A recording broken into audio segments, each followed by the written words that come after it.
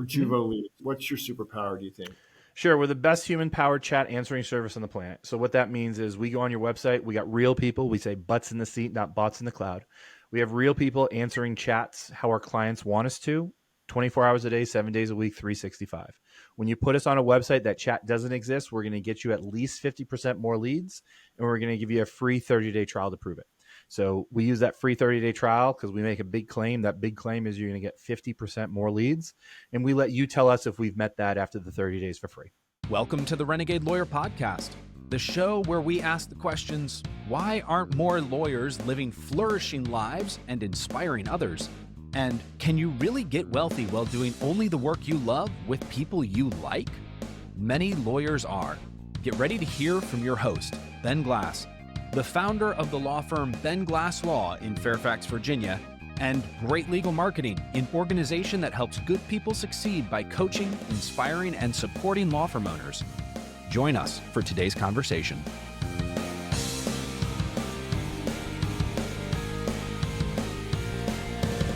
Hi, everyone. This is Ben. Welcome back to the Renegade Lawyer podcast. I get to interview folks inside and outside the legal profession who are making a ding on the world. Today, I've got a great guest, Ted Debettencourt. Ted is with a company called Juvo Leads, and he's also the host of the Traffic to Leads podcast. Very nicely had me on as a guest recently. And so we're going to talk about client communications today.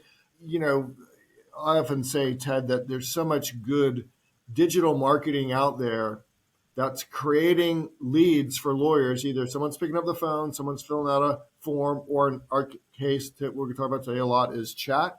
And then the ball is getting fumbled at the goal line. So the digital marketers are doing their job. The lead conversion team, whether that's a live human being, some technology, or some combination of both, is not doing its job as good as it could be. And so then that frustrates the lawyer, it frustrates the digital marketing company that's getting the leads, and it frustrates the customer, the potential client who's looking to solve a problem through legal. So welcome to the podcast today, my friend. Yeah, Ben, thanks for having me. I'm happy to be here. You have a neat background because you have, as I understand, a JD MBA. Yeah. Law school, I was on the debate team in college, and I said, well, what's the next natural step here? I thought it was law school. And the first year of law school, and I realized, oh, this is not for me. And my 1L writing, Ted, I don't think this is really the right fit for you. I said, you're right. I think you're right. So my school had I always wanted to go. Knew I was going to do that. My school had an MBA program as well. I learned I could get that degree in 2 years. So I had 2 more years left in my law degree. So I figured might as well just kind of merge the two, stay for an extra 2 years. And I was in beautiful Cleveland. So who wouldn't want to leave Cleveland anyway? And so I stayed for the extra 2 years, but not with the G. I was just up in Cleveland a couple of weeks ago. My friend Dan Kennedy, my mentor, one of my mentors, had an event. A lot of Kennedy old timers there. So I've been to Cleveland often. I've not stayed much, and I haven't even been to the Rock and Roll Hall of Fame when I've been there because usually we turn around and get back out.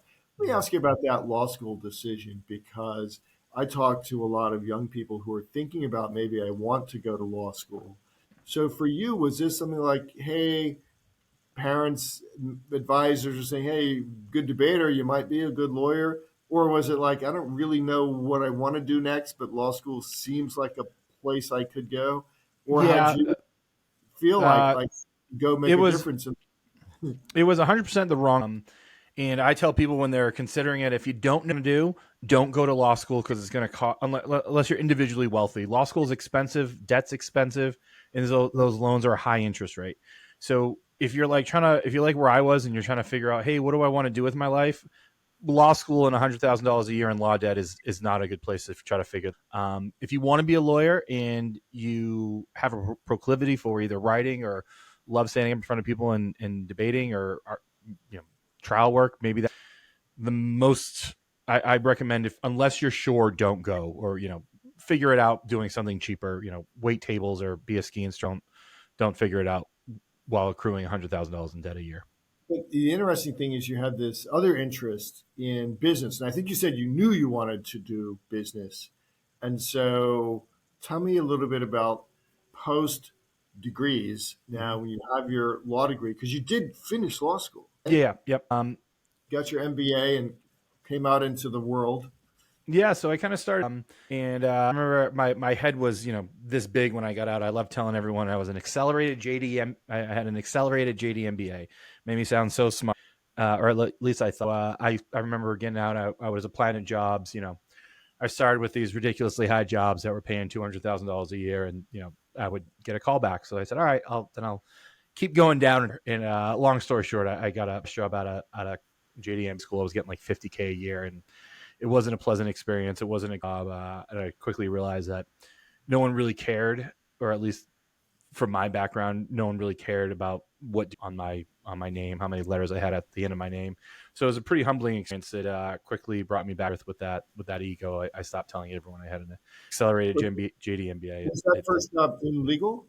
No, even it was in doing DRG auditing for a healthcare and it was an okay job. It wasn't a good fit. I had opportunity in a marketing profession. It was my first time learning there. They were serving marketing clients. It was a content, and they were in Boston. I lived in Boston at the time, called the Brafton had a small middle market company where they would do content for law firms. So they hired me into that because they knew I had the legal experience. So I kind of learned the ropes out. Was working there for a little while, realized that, hey, they're not really doing anything that's there. I can do everything that they're doing. So within about 3 months, I kind of spun on my own and started my first legal marketing agency. And what services were you providing, and who were you serving in your first legal marketing agency? Sure. So my first client was my uncle, estate planning. So I took over the building the website. I didn't know how to build websites, but I quickly figured it. And I was writing all the content for him on his web. And then I learned SEO slowly over time. And it turns out, content is king is still kind of the motto. And especially was back in 2000. So I was starting with doing all his content. And then, if you do good content for him, and I, did have the legal degree. So the content was moderately, he started moving up and running. So I just went to different legal events in Boston, meeting people that way, got a few, and then kind of started with just doing content to building websites to doing SEO to kind of teaching my SEO as I went. I don't know if there's anything else like in the middle, but now Juvo Leads, I imagine focusing on the chat function of websites, although it could be bigger, so you can correct me if I'm wrong. But how did you get to that space then?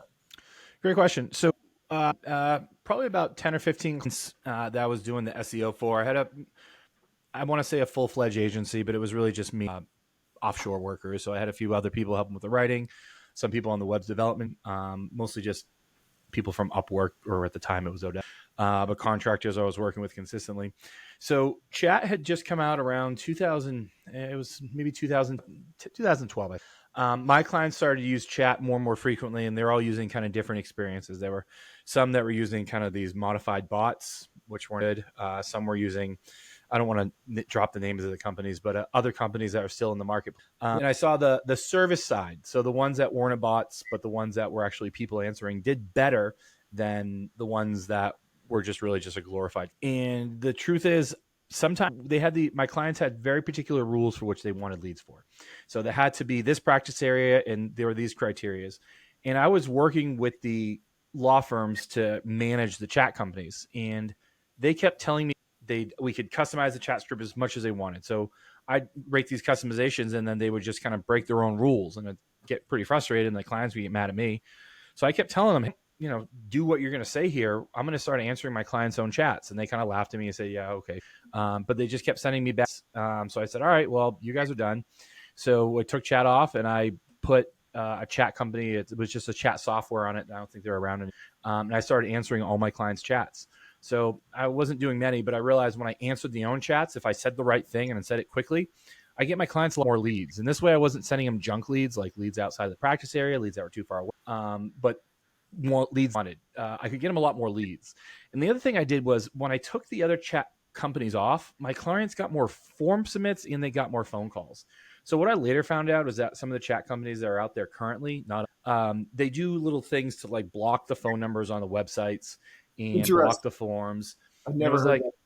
Yeah, and like we got a lot of pictures of it, and it was like, yeah, you.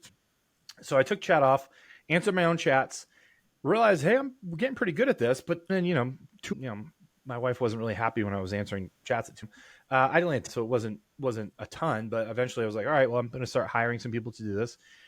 And as long as we created firm rules, we answered and got as many leads as if I. So then we realized, hey, we might be onto something. So I met my partner. I was working co-working space in Boston, not the WeWork, but the Work Bar. That's Boston's local, great company, by the way. We met there. We kind of paired, and we went from being a chat company, and we built our own chat software, and then we combined it with a call tracking software, and we built a dashboard, and then we did some lead follow-up, and now we even have video chat and all these other features that people aren't using. So what started is just me being chat agent me being as chat agent number one. We now have about 1,100 clients around the country. I can remember a time when there's chat software, and it may still exist, where during business hours, the live chat operator was, someone in my office, someone who was answering the phones or live chatting with people who wanted to chat and converting them, directly into a phone call. And that worked really well, but it worked well from 9 to 5. And that person we had in our team was dedicated to doing that. I love the story of meeting up somebody who you don't know in a co-working space, starting to riff probably over coffee or soda or something. Hey, what do you do? What do I do? Hey, what about this? Like, what about this idea? And what would happen if you did this and I did this? That's a cool entrepreneurial story. Okay, so it's 2023. We're recording this in August of 2023. As I said to you before we went live, I think a lot of lawyers who listen to the Renegade Lawyer podcast, like there was a time when people didn't know that chat existed. Then there's been various platforms, various levels of service, as you described. Now, probably most lawyers, because they're human beings and they get on other companies' websites and they see the chat button or bot pop up. So we're familiar with that. So talk to us. You talked about a couple different technologies. I'm curious about, first, like, what is the world of chat technology today? Because you mentioned bots, you mentioned video chat. That's interesting. We have, fully automated scripts. In some cases, we have people who may or may not have a great command, honestly, of the English language. Whole spectrum. What am I missing? Robots. Faux chat. So there's a lot of faux chats out there too, where if you think of Chat GPT as kind of like the most advanced, publicly accessible chat robot, faux chat is something that looks like it's a chat, and then you get far enough along and you realize it's not. It's just a complex if-then statement. So click this link and what type of car accident? Were you in a car accident, slip and fall, or did a dog bite you? And you click a button, it takes you to another one. So it's not really an AI bot. It's more just like a series of if-then questions that are clickable, or if you type something, it brings you to another question. That's kind of the full gamut, from AI to bot to self-answered to answered for you to chat to faux chat. And Juvo Leads today, this is a company you founded or co-founded. Juvo Leads. We were originally Juvo Legal Chat, but on year 4, we spread to. We realized we had with a retirement home. So we overnight got a 88 facility retirement home and started answering chats for them. So we said, all right, we can't be Juvo Legal Chat if we're going to serve them. So we're Juvo Leads. About 90% of our clients are still law firms, though. And again, there's a number of different chat platforms and chat vendors out there. What is your space? Like, people ask me, like, what's your superpower? I ask people, what's your superpower? For Juvo Leads, what's your superpower, do you think? Sure. We're the best human-powered chat answering service on the planet. So what that means is we go on your website. We got real people. We say butts in the seat, not bots in the cloud. We have real people answering chats how our clients want us to, 24 hours a day, 7 days a week, 365. When you put us on a website that chat doesn't exist, we're going to get you at least 50% more leads, and we're going to give you a free 30-day trial to prove it. So we use that free 30-day trial because we make a big claim. That big claim is you're going to get 50% more leads, and we let you tell us if we've met that after the 30 days for free. Yeah, because I imagine most lawyers don't have any idea actually of the pre-you lead flow through their website. Well, part of the reason we came with the call. So aside from the chat, one differentiator between us, on the human chat side is we offer call and form tracking to all our clients for free. So if they're not using call tracking, most people are using like a call rail or call tracking metric.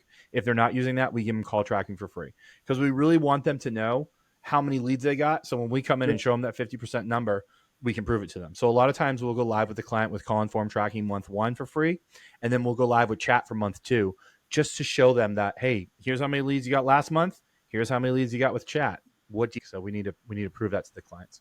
I imagine that you and your business partner have a picture in your head of the avatar lawyer or law firm client. Mhm. We love to see when this type of firm or this type of lawyer becomes a client of ours because we know there's going to be a win relationship and everybody is going to be happy. Mhm. So, and we also know, Ted, like that's not every lawyer. That's not every law firm. Some people come to marketing agencies or marketing helpers out of pure frustration, but they're not willing to work hard. Mhm. So for Mhm. you all, like who makes a great customer, avatar client customer for you? Sure. Any law firm that is number centric. So if they sit down and say, hey, Ted, last month I got 27 leads or 27 leads, or, that's a lot, but however many they know, if they know how many leads they get on a monthly basis and they know they want to increase it. So I judge our performance based on how those post 30-day free trial meetings go. So my favorite ones are when I sit down and they said, Ted, you told me you're going to get 50% more and you got me 80% more, 100% more. And those meetings do happen. Those are my favorite types of meetings to go into. I live for those meetings. But those can only happen when I have a law firm that has two things. One, they're getting a fair amount of traffic, over about 1,000 to 2,000 visitors a month minimum. Yeah. Two, they know how many leads they get per month. If I sit down and say, all right, I'm going to get you 50% more, and they don't know what that number is, it's hard for me to prove that because we exist solely because we can prove more leads. And if they don't know, it's hard to prove. And then when someone is set up with you, Mm-hmm. I imagine, because you said like there's a dashboard. Mm-hmm. And so I guess what's the ongoing work of the law firm? You guys are doing your work. The website itself gets 1,000 to 2,000 visitors. So we know we have, bona Minimum. fide. We have clients that get over 20,000 visitors a month. Yeah. I'm sure you do. There are many law firms in America that have terrific web properties and a lot of money to drive more traffic to those web properties. Hey guys, this is Ben. If you like what you've been hearing on this podcast, not just the marketing and practice building strategies, but the philosophy of the art of living your best life parts, you should know that my son Brian and I have built a tribe of like-minded lawyers who are living lives of their own design and creating tremendous value for the world within the structure of a law practice. We invite you to join us at the only membership organization for entrepreneurial lawyers that is run by 2 full-time practicing attorneys. Check us out at greatlegalmarketing.com. But someone who's using your platform, the backside, the dashboard, what sort of information is being provided? How does it help convert leads to cases? Sure. What's the marketing motto? If you can't measure it, you can't manage it. So a lot of our big are tracking these essentially, and send all that data into their native CRM. For the smaller firms that don't have a CRM or aren't using call tracking, we're just trying to give them the tools to make them be more useful with the leads they get. Because what our dashboard shows is, think of it as kind of a lead dashboard to show every chat lead, every form lead, every phone call. But aside from that, it's not about showing the total number of leads. It's also important to know where they came from. So let's say you're running 2 Google ad campaigns and you want to know, are my LSA leads coming? Are the leads coming from LSA, or are they coming from the car accident campaign, or maybe my, that NOLO campaign, or that FindLaw campaign, or lawyers.com campaign? A lot of times we really said my clients with the dashboard, my clients were asking me at the time, hey, should I use these directories? And I said, well, let's try to put some call tracking numbers in there and seeing if they're getting any leads from it. So, you set up these directories, and if they're not getting any leads, you can quickly cut that budget and use that budget somewhere that does result in more leads. So the knowledge of knowing where your leads come from allows you to better allocate your budget. So we help firms do that don't already have that capability aside from the chat. And by the way, you gave exactly the correct answer to lawyers who ask, like, should I be on this directory or that directory? And the correct answer is always to test. And so I think that the subset of that for anyone who's listening is really, to the extent you can negotiate something other than a 3-year initial contract Yeah. on something like this. And 100%, like, so most, I would say many directory websites, they don't want to make it really easy to be able to track whether they're actually producing. And I can think of some that were great in their day and are almost irrelevant today. All right, so you said what your superpower is best human chat on the planet. Talk to us about that, because our personal experience in using human chat has been good at times, not so good at times. I think COVID challenged the world, of course. I think some companies never recovered their quality service. Mm-hmm. So why are your humans like the best in the world? A few chat that every firm that we work with, the scripts are customized to them. So we have templates that we use, but we really want to find out what makes a good lead for your particular firm. So we're going to do a extensive onboarding where we're finding out, how do you want us to answer chats? How do you want us to answer your frequently asked questions? What are your frequently asked questions? What makes for a good lead? But more importantly, what makes for a bad lead? I want to make sure I can save you time, not send you the leads that you don't want to do. After that, all our chats are manually scored by our team. We're scored on a 1 through 10, and our agents are hired, fired, promoted, demoted based on their bi-weekly chat score. So we have team meetings, and we're very big on pushing that number, because we know there's competition out there, and we know it's a lot easier to have a product that has the top in the market, because I've seen what some of the other chat companies do. And a lot of times we start working with it, and we say like, hey, how did this go? And they're like, I didn't have any complaints. And they were so used to many complaints when they use their old companies. So they're just kind of shocked that the number of complaints goes down so much to almost nothing. So we don't have to deal with a lot of feedback, because we're answering chats how they want us to. And it just makes things smoother on our end too. We're not constantly dealing with unhappy clients. We write the chat scripts. We can modify it easier on our customer. How do you, so a challenge to a lot of lawyers in sort of the solo and small firm market may have multi-practice areas. Like, a lot of substantial firms, hey, we're only PI, we're only workers' comp, we're only family law. A lot of small firm lawyers, sometimes out of necessity, Ted, have spread across different practice areas. And I think from what I hear, it can be challenging to get the scripts right and to communicate like who's a good client for me in the family law, but also in the criminal DUI space. How do you all help manage that? Because I imagine with human operators, this has got to be the hardest thing in the world. It's like every law firm is different. Everyone's kind of looking for a slightly different avatar client. How do you all handle that? Sure. So usually we try to get as much feedback from the firm up front. So we do create different. So let's say you're a general practitioner and you say, hey, Ted, most criminal, but also take some PI, and I'll also do some family law, whatever the main practice areas are. We'll create what we call different flows for each one. So if you're a criminal case, we're going to ask you different questions than if it's real estate, if it's a family law. And we're going to find out what your appetite is for each type of lead. So, some firms might say, hey, Ted, if this is PI in any way, send it along. I want to talk to them. But criminal, they might say, make sure you ask these questions. The most common one for criminal law, we say, prices start at X per month, X, these type of engagements typically cost at, $1,000, $2,000, just to confirm this is something you want to move forward with. So that's going to weed a lot of the kind of the people that don't have money. We won't ask that in PI, of course, but we do that in criminal law for some accounts. But we really find out from the law firm up front what makes for a good lead for them, so we can really hone in on that per practice area.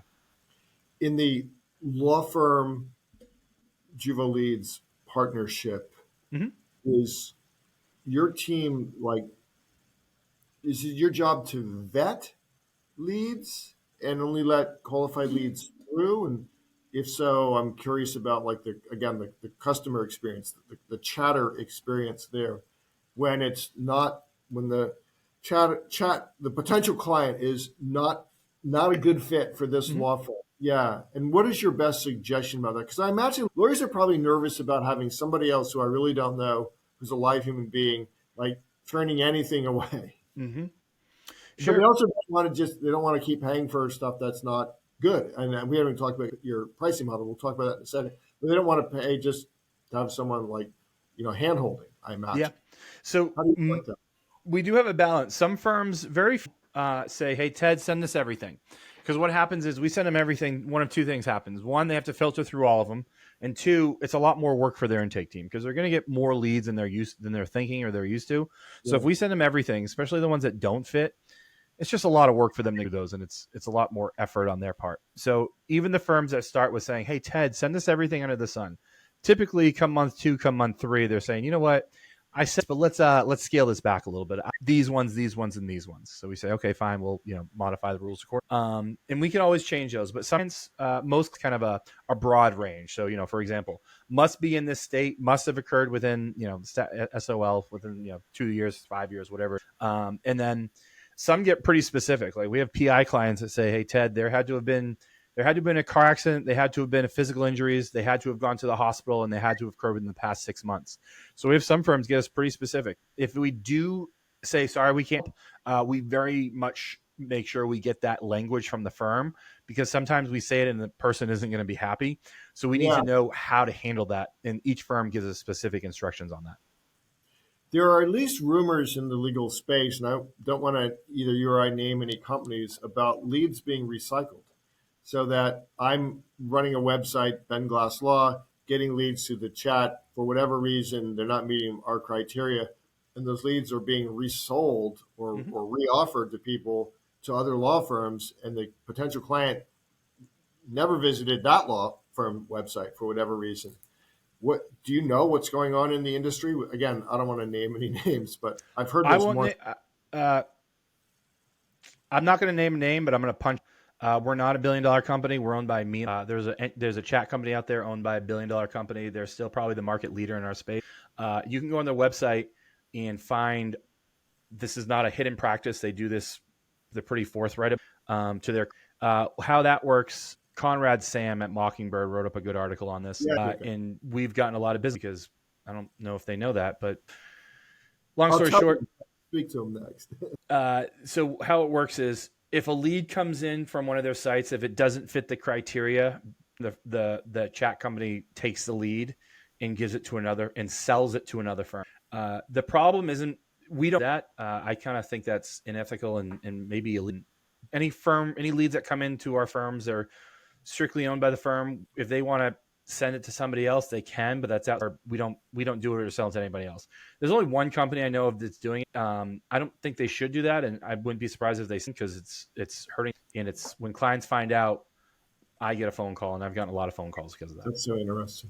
And thank you for that. So two of the things I want to talk about before we go is you talked about video chat, and then I do want to talk about AI because it's AI has been like the 2 letters topic for 2023. Before we went live, you and I exchanged some ideas about some other technologies outside of chat where AI is really crushing it. Do you have a video chat platform or aspect to your chat? Yeah, like a lot of people are moving to us and a few other chat companies. We call it video chat. It's a short video of the attorney that pops up instead of an avatar saying, "Hi, this is Amy or Bill or Steve. How can I help you?" Of the lawyer talking or the partner, one of the representative of the firm, saying who they are, saying how they help their clients. Just a short video, 12, 15 seconds.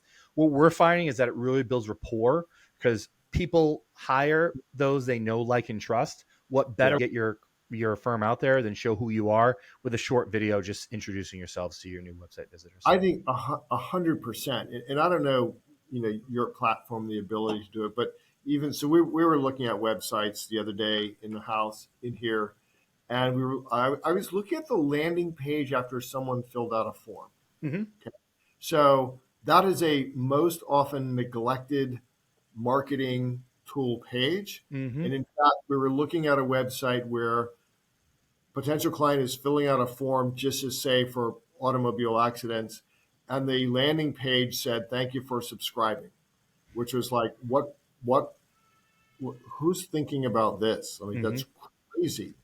And I was saying, well, what should be on that page is a video from law firm owners telling the potential client, what's going to happen next. Awesome. Thanks for filling that out. If you fill it out on a weekend, someone's going to be back, whatever the X is, someone XYZ. And the landing page for the form fill is a underserved marketing opportunity. And I think They kind of get built templatey, and lawyers don't even know enough because the lawyers never go to test the page. Yeah. Another tip of the day, like you ought to be periodically testing to make sure all the links at your website that worked last month are doing what you still think are still doing what you think they're supposed to be, whether it's delivering white papers, ebook, whatever. But video on that form fill landing page, not the form fill, well, also on the form fill page, like, hey, go over here, fill this out, boom, we got a great team. But the landing page, just my little thing on that. But I love that idea. I know there's a company that, and they, because what metric can you show? Well, what percent of your form fills show up for that consultation? If you can improve that by 30%, would that help your firm? The answer is always yes. 100. And what lawyers forget, Ted, is that our clients have never dealt with a lawyer. So most of us have event-driven practices. Find out your spouse is cheating on you. You got arrested for DUI. You're thrust into this world that you have no experience with, no experience hiring a lawyer, and we're just not very good at having a good process. So most firms have no process, let alone a good process. And B, telling, hey, Ted, these are the steps. This is what's going to happen next. Thank you for doing that. And it's these little things that I teach and other smart people I think teach that really enhance the value of whatever technology investment you're making in digital advertising, for one thing. And lawyers, and I'm just surprised at how many web companies in the legal space, in my opinion, aren't smart enough to also be thinking about the psychology of marketing. They build great, pretty websites, but the psychology of persuasion, like they've never gone to class on that. Yeah. They don't teach that in law school. I'll say, They don't teach you how to be a lawyer. They don't teach you how to sell your skills. Well, they do have libraries filled with psychology and marketing books. And the other thing, okay, and the last topic is AI. You and I talked about this a little bit. Is AI a part of your platform? How are you guys using it, if at all? And what do you think lawyers should be running towards or running away from this world of artificial intelligence, whatever that actually means?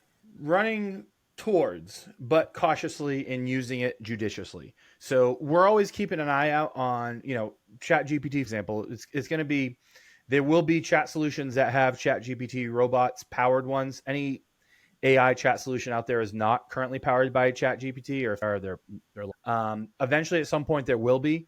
How we look at it is we're always trying to stay on cutting edge with that. So we're always looking, how can we become better with? We're always experimenting with new ways we can use AI to answer it. As of today, there is no chat agent software out there that we can customize individually for our chat scripts. When we try to do it with Chat GPT, what happens is, one of the things that we chat is when customers ask for the answer to a question, we don't always give it to them. So that's kind of purposefully. So someone will say, hey, here's my situation. Do you think I have a case? Yeah. Our answer is not yes or no. Our answer is great question. Can I have your name, please? Can I have your phone number? Let me get the minimum information to connect you with a lawyer. When we try to train Chat GPT not to answer the question, but to use that as kind of the carrot and the stick, hold that carrot out there to the answer so you can get your information so you can find out if we can set up the consultation. Chat GPT isn't currently good at doing that. When it becomes good, then it will become a more viable solution for us. That's interesting because, that's where, and lawyers who are listening to this will know, that's where you start to cross the line between giving legal advice and, do I have a case? It's actually you don't want to legal advice. And in every state, there's a bar committee that's waiting to nail the first one to step over that line. Yeah. But you're 100% right. Look, there's ways to answer that question because all we're trying to do is we're trying to keep the potential client moving towards really an in-person consult on the phone, by video, or live and in person with a lawyer or someone who's experienced on the lawyer's team. And lawyers forget this too, like that it's not all about, hey, I run an ad and I make a sale. It's I run an ad and I get someone to raise their hand and get them comfortable enough to start the journey with me.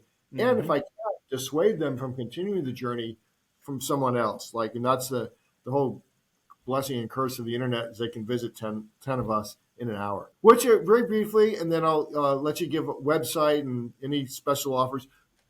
What does your pricing model look like? Not the pricing necessarily, but someone who signs up, they get X for X. Sure. They come to our website. They can sign up. We're pretty transparent. We are $35 per lead. Anytime someone comes to our site, they can sign up for a free 30-day trial and see how many they get. We only send them leads that they want, and it's $35 per lead. But There you go. our big thing, we say try it before you buy it. So there's no onboarding cost, no hidden fees. We just want them to see that they're getting at least 50% more leads when they use our webs. When they And use then our you have service. to work with their web vendor or somebody, I imagine, to add the technology. Yeah, adding the code is simple. It's just a little piece of code. You put it in the same place you put the analytics. The bigger onboarding is the writing the chat script. So we usually need to sit down with the law firm or someone on the intake team to get the information for the chats. All right. And where should people go to find out more and to start a free 30-day trial? Sure. Check us out. Chat with us on our website. We're at Juvo, Juvo Leads, Leads.com. JuvoLeads.com. That's awesome. And we will put that in the show notes as well.